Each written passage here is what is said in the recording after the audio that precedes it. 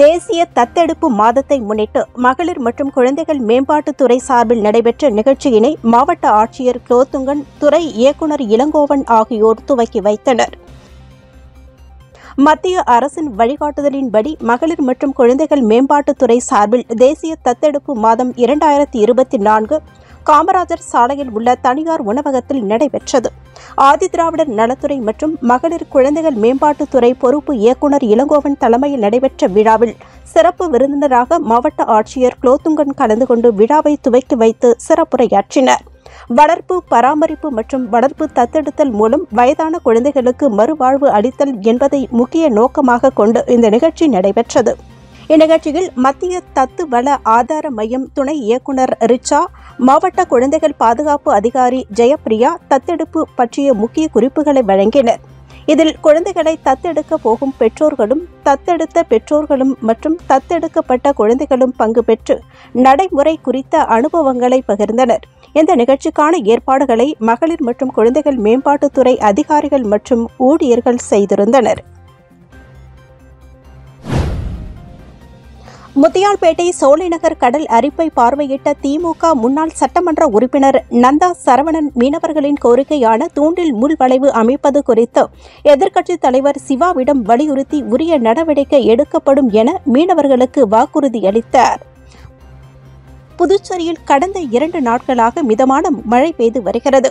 மேலும் தொடர்ந்து கடல் சீற்றமுடன் காணப்பட்டு வருவதால் சோலைநகர் மீனவர்கள் தங்கள் படகுகளை, மீன்பிடி உபகரணங்களையும் பாதுகாப்பாக வைக்க இடம் இல்லாமல் தவித்து வந்தனர்.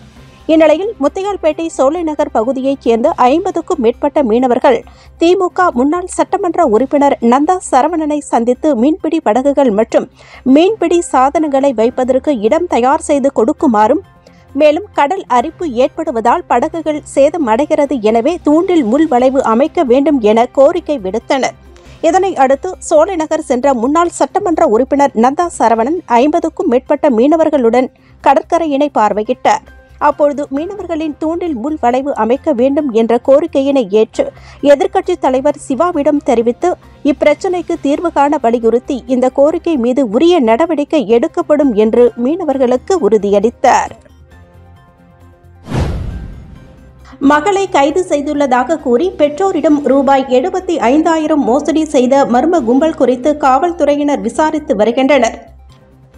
காரைக்கால் நிரவியைச் சேர்ந்த ஐஸ்வர்யா என்பவரின் பெற்றோரை வாட்ஸ்அப் மூலம் தொடர்பு கொண்ட மர்ம நபர் காவல்துறை அதிகாரி பேசுவதாக கூறியுள்ளார். உங்கள் மகள் தற்கொலைக்கு முயன்றதால் அவரை கைது செய்து காவல் நிலைய ஸ்டேஷனில் வைத்துள்ளோம்.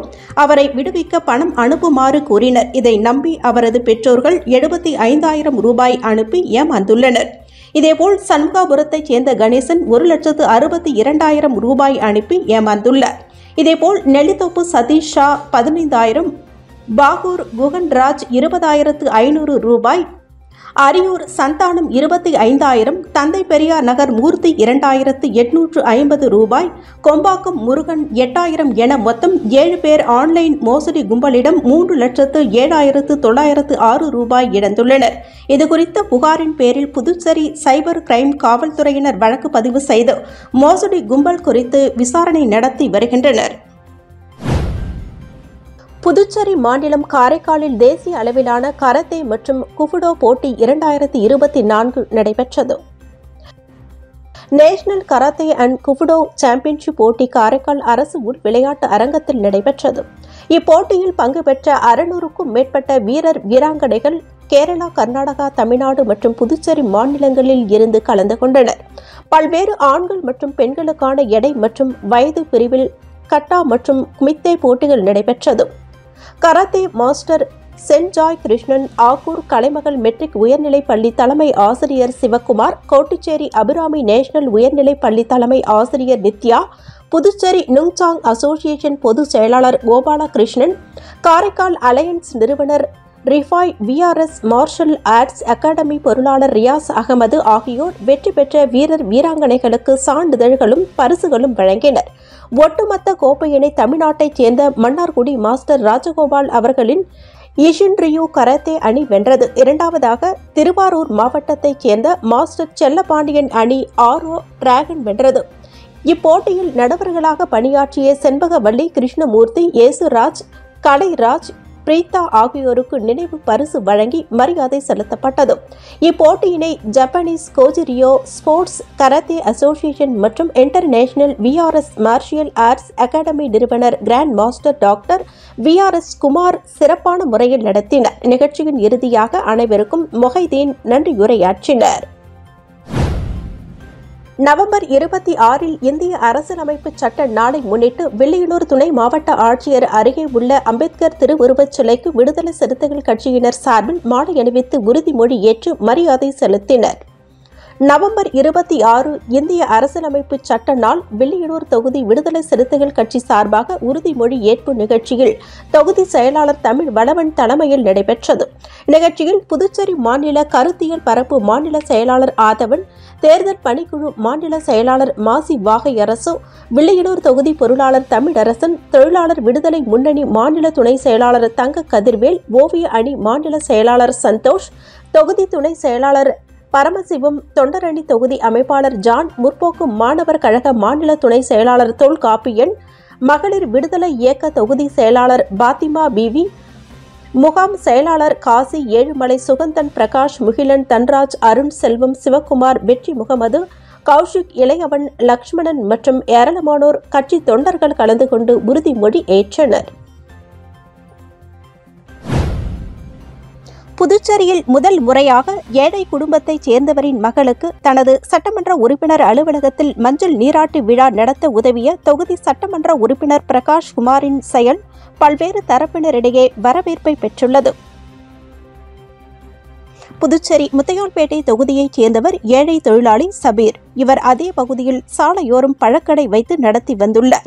இந்நிலையில் அவரது மகளுக்கு மஞ்சள் நீராட்டு விழா நடத்த அந்த பகுதியில் உள்ள பல்வேறு திருமண நிலையங்களை அணுகிய போது அதிக விலை இருந்ததால் தொகுதி சட்டமன்ற உறுப்பினர் பிரகாஷ் குமாரை சந்தித்து சட்டமன்ற உறுப்பினர் அலுவலகத்தில் விழா நடத்த அனுமதிக்குமாறு கோரிக்கை விடுத்தார். இதனை அடுத்து சட்டமன்ற உறுப்பினர் அலுவலகத்தில் விழா நடத்த சட்டமன்ற உறுப்பினர் பிரகாஷ் குமார் அனுமதி தந்ததுடன் அலுவலக ஊழியர்களை விழா முடியும் வரை உதவி செய்யுமாறு அறிவுறுத்தினர். இதனால் சட்டமன்ற உறுப்பினர் அலுவலகத்தில் வாழை மரம், தோரணம் கட்டி விழா வெகு விமர்சையாக நடைபெற்றது. இதை தொகுதி மக்கள் மற்றும் வாகன ஓட்டிகள் ஆச்சரியத்துடன் பார்த்து சென்றனர். சட்டமன்ற உறுப்பினர் பிரகாஷ் குமார் செயல் தொகுதி மக்கள் மற்றும் பல்வேறு தரப்பினரிடையே வரவேற்பை பெற்றுள்ளது. பொது வெளியில் பேனர், விளம்பர பதாகைகள் வைத்தால் கிரிமினல் நடவடிக்கை எடுக்கப்படும் என புதுச்சேரி உழவர்கரை நகராட்சி ஆணையர் எச்சரிக்கை விடுத்துள்ளார். புதுச்சேரி மற்றும் உழவர்கரை நகராட்சி ஆணையர்கள் வெளியிட்டுள்ள செய்திக்குறிப்பில், இந்திய வானிலை ஆராய்ச்சி நிலையம் புதுச்சேரிக்கு விடுத்துள்ள புயல் மற்றும் கனமழை எச்சரிக்கை காரணமாக நகராட்சி பல்வேறு முன்னெச்சரிக்கை நடவடிக்கைகளை மேற்கொண்டு வருகிறது. அதன் ஒரு பகுதியாக பொது வெளியில் வியாபார நோக்கத்துடன் வைக்கப்பட்டுள்ள பேனர்கள், விளம்பர பதாகைகள் போன்றவற்றை வைப்பதை தவிர்க்க வேண்டும். அறிவிப்பை மீறி பேனர், விளம்பர பதாகைகள் வைப்பது தண்டனைக்குரிய குற்றமாகும்.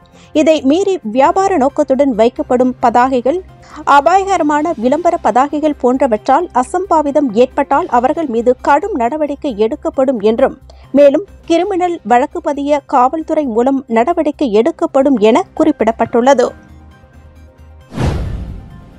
காரைக்காலில் கனமழை காரணமாக நீரில் மூழ்கிய 2000 ஏக்கர் விளை நிலங்களை அமைச்சர் திருமுருகன் நேரில் ஆய்வு செய்து விவசாயிகளுக்கு ஆறுதல் தெரிவித்தார். காரைக்கால் மாவட்டத்தில் பெய்து வரும் தொடர் கனமழை காரணமாக குடியிருப்பு மற்றும் சுமார் 2000 ஏக்கர் விவசாய நிலங்கள் நீரில் மூழ்கியுள்ளன. குறிப்பாக காரைக்கால் அடுத்த தளத்தெரு மேற்கு பகுதியில் அமைந்துள்ள சுமார் 200 ஏக்கர் விளை நிலங்கள் மழை நீரில் மூழ்கியுள்ளது. இந்நிலையில் இன்று அமைச்சர் திருமுருகன், வேளாண் துறை கூடுதல் இயக்குநர் கணேசன் உள்ளிட்ட அதிகாரிகளுடன் பாதிக்கப்பட்ட விளை நிலங்களை பார்வையிட்டு விவசாயிகளிடம் பாதிப்புகள் குறித்து கேட்டறிந்தார். குறிப்பாக தளத்தெரு, ஆண்டூர், தென்னங்குடி உள்ளிட்ட பகுதிகளில் உள்ள விளை நிலங்களில் விவசாயிகளுடன் வயலில் இறங்கி அமைச்சர் ஆய்வு செய்தார். அப்பொழுது நீரில் மூழ்கிய நெற்பயிர்கள் அனைத்தும் சேதமடைந்து விட்டதாகவும், இதற்கு உரிய இழப்பீட்டு தொகையினை அரசு வழங்க வேண்டும் எனவும் விவசாயிகள் அமைச்சரிடம் கோரிக்கை விடுத்தனர்.